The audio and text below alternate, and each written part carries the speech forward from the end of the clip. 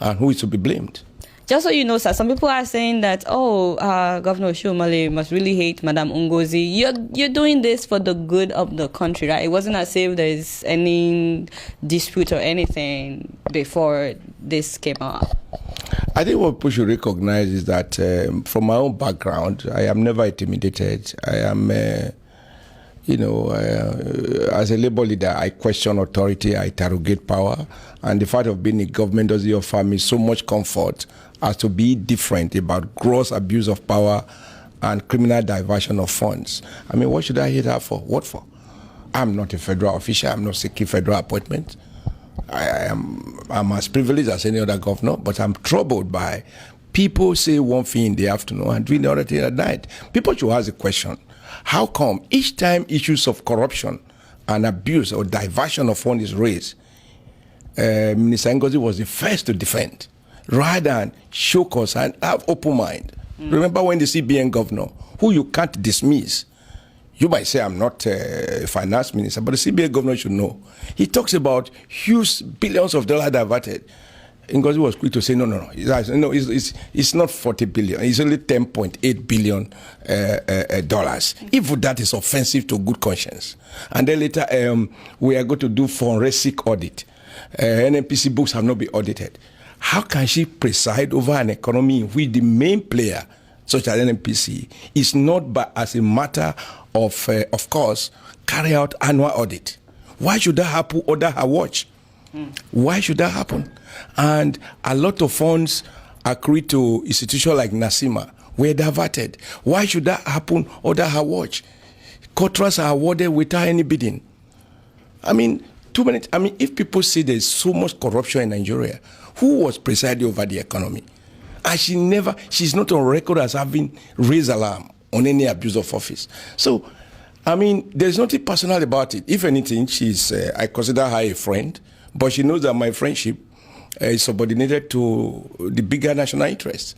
What do I start to gain? I can also play along, keep quiet, be a good boy, but I'd rather be a good boy to my conscience, not to anybody's face. So the truth is, she should answer the questions. Somebody said, because I didn't approve, because the governor wanted to borrow money to pay contractors, are very good. I would borrow money to pay contractors, not to pay workers. But she was borrowing money to pay salaries. I have never borrowed money. I am up to date in payment of salaries. So I am not grumbly because I'm frustrated. I am making the point because that is the truth. She is not entitled to claim an honor that she doesn't deserve in the face of these,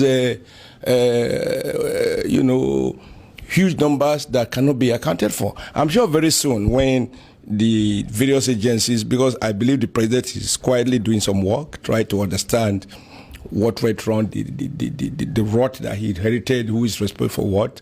When those numbers begin to come out, I will expect the minister to explain how she can claim to have been a successful coordinating minister of the economy, and yet the economy suffers so much bleeding and aversion.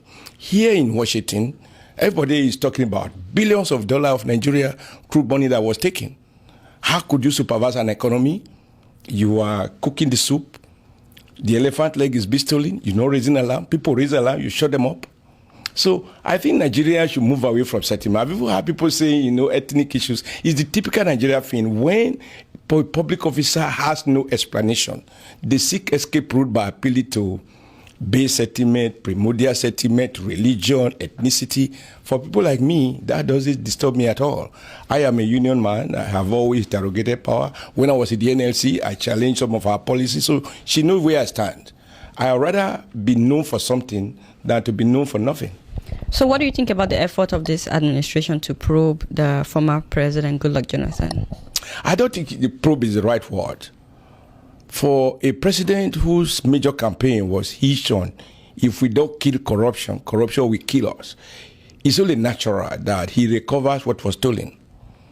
And I think it's only patriotic that we do that. More so when you are inheriting huge debt burden, you will be devoting huge resources to service those debts.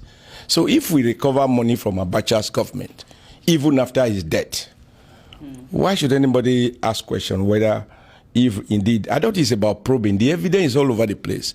Probe means investigating what is not obvious. But when you can see a thief stealing, and you can arrest him and ask him and recover what has been stolen, that is not probe.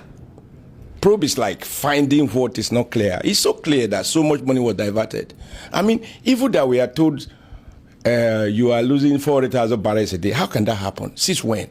How come that during Obasanjo we never suffer such huge loss? Here we've already had issues of illegal bunkering, but you talk of 10,000 barrels, 20,000 barrels. How can anybody explain 400,000 barrels consistently for 2-3 consecutive years? And incidentally, this is the time the government gave out contract to people to protect the pipelines. And huge sums of money were paid. And so you are asking yourself, how come during the previous government under Yaradua, even at the peak of militancy, we didn't suffer this huge hemorrhage? And I'm sure very soon people. I think it's not about choice for President Buhari. He doesn't have. It's not a choice whether or not to recover what has been taken. I think he is obliged to do it in the national interest, because if he doesn't do it, I don't see how he can shy away from it. I mean, it's like seeing something stolen from your household and you refuse to pick it. You can see the thief, and sometimes you even can see the stolen good. Are you saying President Jonathan was a thief? I'm not saying so.